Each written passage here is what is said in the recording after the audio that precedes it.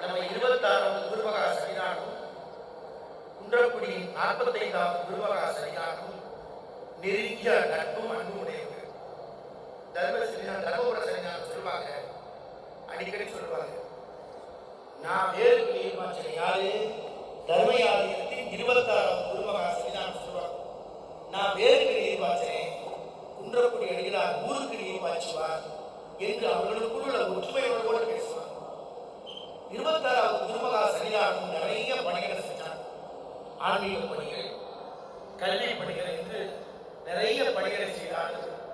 அவர்கள் செய்த பணியில் எது மிகச்சிறந்த பணி, எது முதன்மையான பணி, எது சிறப்பான பணி என்றால் நமக்கு 27வது குருமகா சன்னிதானத்தை அவர்கள் கொடுத்ததுதான் எல்லா பணிகளிலும் மணிமுடியான பணி.